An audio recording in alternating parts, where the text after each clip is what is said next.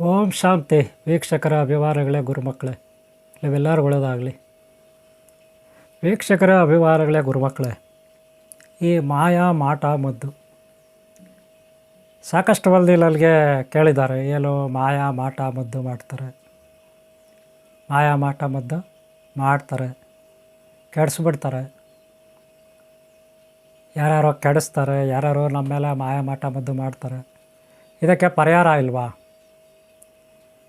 ಈ ರೀತಿ ನನಗೆ ಪ್ರಶ್ನೆಗಳೆಲ್ಲ ಸಾಕಷ್ಟು ಮಂದಿ ಕೇಳಿದ್ದಾರೆ, ಕಾಮೆಂಟ್ ಬಾಕ್ಸಲ್ಲಿ ಹಾಕ್ತಾರೆ. ಯಾರಾದರೂ ಮಾಯಾ ಮಾಟ ನಮ್ಮ ಮೇಲೆ ಮಾಡಿದರೆ ಅದಕ್ಕೆ ಪರಿಹಾರ ಏನು? ಎಲ್ಲಾದರೂ ಮಾಡಿರ್ಬೋದಲ್ಲ. ಕೆಲವರು ಮನೆಗಳಲ್ಲಿ ಒಬ್ಬರಾದಮೇಲೆ ಒಬ್ಬರು ಕಾಯಿಲೆಗಳಿಗೆ ಒಳಗಾಗ್ತಾರೆ ಮನೆಗಳಲ್ಲಿ. ಇಲ್ಲಿ ಕೆಲವರು ಮನೆಗಳಲ್ಲಿ ಒಬ್ಬರಾದಮೇಲೆ ಒಬ್ಬರು ಸತ್ತು ಹೋಗ್ತಾರೆ, ಆಕ್ಸಿಡೆಂಟ್ ಆಗಿ ಹೋಗ್ಬೋದು, ಇಲ್ಲೆಲ್ಲೋ ಆಗ್ಬೋದು. ಇದರಿಂದ ಸಾಕಷ್ಟು ದುಡ್ಡು ನಷ್ಟ ಆಗುತ್ತೆ, ಮಾನಸಿಕವಾಗಿ ತುಂಬ ದುಃಖ ಆಗುತ್ತೆ, ಕಷ್ಟ ನಷ್ಟಗಳೆಲ್ಲ ಅನುಭವಿಸ್ಬೇಕಾಗುತ್ತೆ ಅಲ್ವಾ? ಇದು ಒಂದು ರೀತಿ. ಹಾಗೆ ಹಣ ಕಳ್ಕೊಳ್ಳೋದು, ದುಡ್ಡು ಕಳ್ಕೊಳ್ಳೋದು, ಒಡವೆ ಕಳ್ಕೊಳ್ಳೋದು, ಅಥವಾ ಮನೆಯಲ್ಲಿ ಯಾರೋ ಬಂದು ಕಳ್ತನ ಮಾಡ್ಕೊಂಡು ಹೋಗೋದು, ಕಳ್ಳತನಗಳಾಗೋದು, ಅಂಗಡಿ ಮನೆ ಇನ್ನೇನೋ, ಅಥವಾ ಕೆಲಸಗಾರರು ಬಿಟ್ಟು ಹೋಗೋದು, ಅಥವಾ ಕೆಲಸಗಾರರು ಹಣ ತಗೊಂಡು ಸರಿಯಾಗಿ ದುಡಿಯದೆ ಅವರು ಓಡೋಗೋದು. ಕೆಲಸಗಾರರು ದುಡಿಯದೆ ಹಣ ತೊಗೊಂಡು ಓಡೋಗೋದು, ಇದು ಒಂದು ರೀತಿ. ಅಥವಾ ಸಾಲ ತೊಗೊಬಿಟ್ಟು ಸಾಲ ಕೊಡ್ದಿರೋ ಆಗ್ಬಿಡೋದು, ಅಥವಾ ಸಾಲ ಕೇಳೋಕೋದ್ರೆ ಜಗಳಕ್ಕೆ ಬರೋದು, ಅಥವಾ ಅಕ್ಕಪಕ್ಕ ಮನೆಗಳವರು ಗಲಾಟೆ ತಗಾದೆ ಕಾಲು ಕೆರ್ಕೊಂಡು ಜಗಳಕ್ಕೆ ಬರೋದು, ಪದೇ ಪದೇ ಮನೆಗಳಲ್ಲಿ ಆಕ್ಸಿಡೆಂಟ್ ಆಗೋದು, ಪದೇ ಪದೇ ರೋಗಗಳು ಬರೋದು, ಪದೇ ಪದೇ ನಷ್ಟ ಆಗೋದು, ಒಟ್ಟಿನಲ್ಲಿ ನಷ್ಟ ಏಳಿಗೆಲ್ಲ. ಇದಕ್ಕೆ ಯಾರೋ ಕೆಡಿಸ್ಬಿಟ್ಟಿದ್ದಾರೆ, ನಮಗೆ ಯಾರೋ ಏನೋ ಮಾಡಿಬಿಟ್ಟಿದ್ದಾರೆ. ರಾತ್ರಿ ಹೊತ್ತು ನಿದ್ದೆ ಬರೋಲ್ಲ, ಕೆಟ್ಟ ಕನಸು ಬರುತ್ತೆ, ಕಾಲುಗಳೆಲ್ಲ ಮೇಲ್ಗಡೆ ಎತ್ತು ಬಿಸಾಕ್ದಂಗೆ ಆಗುತ್ತೆ, ಶರೀರನೇ ಎತ್ತು ಬಿಸಾಕ್ದಂಗೆ ಆಗುತ್ತೆ, ನಾವೆಲ್ಲೋ ಬಿದ್ದೋದಂಗೆ ಆಗುತ್ತೆ, ಏನೋ ಆದಂಗೆ ಆಗುತ್ತೆ. ಈ ರೀತಿ ಎಲ್ಲ ಇರುತ್ತೆ. ಈ ರೀತಿ ಕಷ್ಟಗಳು ಒಟ್ಟಿನಲ್ಲಿ ನಾನಾ ರೀತಿ ಕಷ್ಟಗಳು, ನಷ್ಟಗಳು. ಕೆಲವು ಕಡೆ ಬೆಳೆಗಳು ರೈತರಿಗೆ ಬೆಳೆಗಳಾಗೋದಿಲ್ಲ, ಕೆಲವು ಗೋಗಳೆಲ್ಲ ತೀರು ಹೋಗ್ತವೆ, ಸತ್ತು ಹೋಗ್ತವೆ. ಒಟ್ಟೆಲ್ಲ ಎಲ್ಲ ದಿಕ್ಕಿನಿಂದ ಕಷ್ಟಗಳು, ಅದೇನೇ ಇರ್ಬೋದು, ಹೇಗೆ ಇರ್ಬೋದು. ಅಥವಾ ಸಂಪಾದನೆ ಮಾಡಿದ್ದು ಕೈಯಲ್ಲಿ ಪೈಸಾ ನಿಲ್ಲಲ್ಲ, ಯಾರೋ ನಮ್ಮನ್ನು ಕೆಡಿಸ್ಬಿಟ್ಟಿದ್ದಾರೆ, ನಮ್ಗೆ ಆಗದವರು, ನಾವು ಹೇಳಿಗೆ ಆಗಬಾರ್ದು ಅಂತ ಕೆಡಿಸ್ಬಿಟ್ಟಿದ್ದಾರೆ. ಈ ರೀತಿ ಕೆಲವರು ಅಂದ್ಕೋತಾರೆ. ಇದಕ್ಕೆ ಪರಿಹಾರ ಏನು ಅಲ್ವಾ? ನೋಡಿ, ಪರಿಹಾರ ನಾಗಶಿಕೆ ಕಾಯಿಗಳು ಬರುತ್ತೆ, ಒಳ್ಳೆ ರುದ್ರಾಕ್ಷಿ ಥರ ಬರುತ್ತೆ, ಕರಂಗಲೆ ಮಾಲೆ ಥರ ಬರುತ್ತೆ.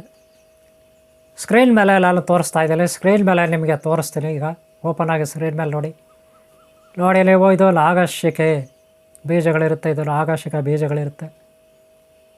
ಇದರ ಒಂದೊಂದು ಕಾಯಿ, ಇದನ್ನು ಕಾಯಿ ಅಂತಾರೆ, ಬೀಜ ಅಂತಾರೆ.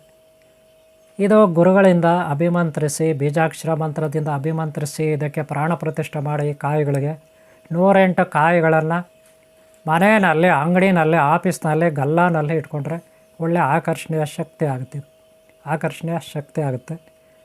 ಗಲ್ಲಾನಲ್ಲಿ ಇಟ್ಕೋಬೋದು, ಮನೆಯಲ್ಲಿ ಇಟ್ಕೋಬೋದು. ಇದರ ಮಾಲೆಯನ್ನು ನೀವು ಬಾಗಿಲ ಮೇಲೆ, ಅಂಗಡಿ ಆಗಲಿ ಮನೆ ಆಗಲಿ ಬಾಗಿಲ ಮೇಲೆ ಹೊರಗಾಗಲಿ ಒಳಗಾಗಲಿ ಹಾಕ್ಕೋಬೋದು. ಅಥವಾ ನಿಮ್ಮ ಪರ್ಸಲ್ಲಿ 1 ಕಾಯಿ 2 ಕಾಯಿ 3 ಕಾಯಿ 4 ಕಾಯಿ ಇತ್ಯಾದಿ ಕಾಯಿಗಳನ್ನು ಇಟ್ಕೋಬೋದು ಪರ್ಸಲ್ಲಿ, ಬ್ಯಾಗ್ನಲ್ಲಿ. ಇದು ಆಕರ್ಷಣೀಯ ಶಕ್ತಿ ಇರುತ್ತೆ, ದುಷ್ಟರ ದೃಷ್ಟಿ ಬೀಳದಂತೆ ನೋಡ್ಕೊಳ್ಳುತ್ತೆ, ಕೆಟ್ಟವರಿಂದ ರಕ್ಷಣೆ ಮಾಡುತ್ತೆ. ಇದೊಂದು ಗಿಡಮೂಲಿಕೆ, ನಾಗಶಿಗೆ ಗಿಡಮೂಲಿಕೆ. ನಿಧಿ ಐಶ್ವರ್ಯ, ಯಕ್ಷ ನಿಧಿ ಐಶ್ವರ್ಯ ಇರುತ್ತಲ್ಲ, ಅದರ ರಾಜ ಯಕ್ಷರಾಜ, ನಾಗರಾಜ. ಇದಕ್ಕೆ ನಾಗಶಿಕೆ ಅಂತ ಹೆಸರು. ಐಶ್ವರ್ಯ ತಂದು ಕೊಡ್ತಕ್ಕಂಥ ಅಮೃತ್ವ ಅಂದರೆ ಅಮೃತ ತಂದು ಕೊಡ್ತಕ್ಕಂಥ, ದುಷ್ಟರನ್ನು ಸಂಹಾರ ಮಾಡ್ತಕ್ಕಂಥ ಓಂ ಶ್ರೀ ಆದಶ ಶಕ್ತಿ ನಾಗರಾಜ ಸ್ವಾಮಿ. ನಾಗಶಿಕೆ ಕಾಯಿಗಳು, ಬೀಜಗಳಿವೆ. ಇದೆಲ್ಲ ವಶೀಕರಣಕ್ಕೆ ಯೂಸ್ ಮಾಡ್ತಾರೆ. ಈ ಕಾಯಿಗಳನ್ನು ನೀವು ಪರ್ಸಲ್ಲಿ ಇಟ್ಕೊಂಡ್ರೆ, ಅಥವಾ ಅಂಗಡಿ ಮನೆ ಆಫೀಸು ಬಾಗಿಲು ಮೇಲೆ ಹೊರಗೆ ಒಳಗೆ ಹಾರ ಹಾಕ್ಕೊಂಡ್ರೆ ಇದರ ಹಾರ, ಅಥವಾ ಗಲ್ಲಾನಲ್ಲಿ ಇಟ್ಕೊಂಡ್ರೆ ಒಂದಷ್ಟು ಕಾಯಿ, ಅಥವಾ ನಿಮ್ಮ ಜೋಬಲ್ಲಿ ಪಾಕೆಟಲ್ಲಿ ಇಟ್ಕೊಂಡ್ರೆ ಒಂದಷ್ಟು ಕಾಯಿಗಳು, ಇದರಿಂದ ಒಳ್ಳೆಯದಾಗುತ್ತೆ. ಗೊತ್ತಾಯ್ತಲ್ಲ? ಇದರಿಂದ ಆಕರ್ಷಣೆ ಶಕ್ತಿನೇ ಇರುತ್ತೆ, ಭಯ ನಿವಾರಣೆ ಆಗುತ್ತೆ, ರೋಗಗಳು ದಾರಿದ್ರ್ಯದಿಂದ ಮುಕ್ತಿ ಸಿಗುತ್ತೆ.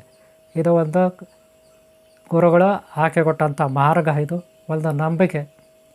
ದೈವ ಎಲ್ಲ ಗಿಡಮೂಲಿಕೆಗಳಲ್ಲೂ, ಕಾಯಿಗಳಲ್ಲೂ, ಬೀಜಗಳಲ್ಲೂ ಇರ್ತಾನೆ. ಅದನ್ನು ಉಪಯೋಗಿಸ್ಕೋಬೇಕು.